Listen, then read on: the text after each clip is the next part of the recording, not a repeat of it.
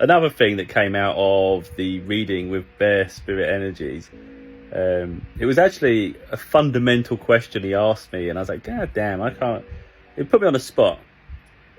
It's like, what do you want from your journey? What do you want from your life, your purpose, your destiny? Because our destiny's big, but ours is a really big spiritual destiny rather than just living a normal life. But part of me wants to live a normal life. So from my point of view, it was like, well, it'd be nice if I can achieve all my goals by a certain age, and then I can just like live peacefully and just enjoy myself.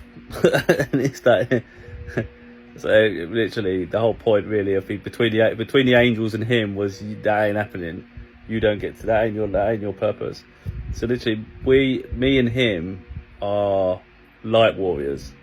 We're spiritual warriors. That's what we are. That's what our whole purpose is on Earth. So we don't get to live the normal life that everybody else does, you know. Just get to treat it all frivolous.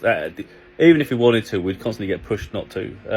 Our purpose here is huge, so we have to take that serious. That literally means it doesn't finish until our time on Earth ends. No rest for the wicked, as they say. But yeah, doesn't mean we can't enjoy ourselves as we go, but our journey will continue continuously. Yeah, that was quite funny, because as me so he's laughing about it towards the end. It's like, yeah, you really thought you was just going to get to come here and just just chill out and to get all that done and then go chill, you're having a laugh. Yeah. So I smile now, but there is a dark side to it all, of course, because for every light being there's a negative entity. The more brighter you are, the more higher vibration you are, the more you sort of like emit this huge light on the other side. It makes you vulnerable to attack. So effectively, life is incredibly hard for a light worker, because not only do you have to traverse this realm with fellow humans where it's vastly negative experience, so much hate, so much crime, so much power, so much control, so much greed. So you have to deal with that on a regular basis.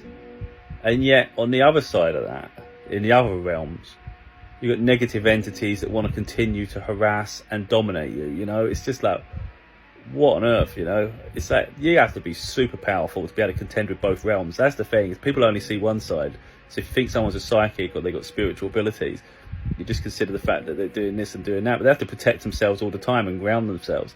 And then they have to take that on, but they still have to live the normal experience everyone else does. So it takes an immense amount of courage and strength, and self-control and discipline, you know, balance the ego, be humble. It's like, there's so many facets to it. Effectively, be an angel on Earth. And that's not a false facade or a pretend way of being. It's literally how we are, because when we return to the spirit realm, that's exactly what we are. You know, we're just, that's the way I see it, we're just angels on Earth, and that's just like what it is. So where some people think you can't be that kind, or you can't be that humble, yeah, we can. Doesn't mean we're part of shit. As you see, the angels on the other side, they're very fiercely protective, and they defend, and we defend just as well on this side. And that's the thing. So just because you do kindness and we're healers does not mean that we just stand up for nonsense either, you know. And that's the thing. But yeah, it's quite interesting really that I won't ever get a relaxed life really. I might have moments, but I don't get to do that for my entire life. But if anything, I think it's nice to have that sense of purpose as well, you know. In some ways it's scary, in some ways it's exhausting, and incredibly exhausting. It's also liberating and quite rewarding.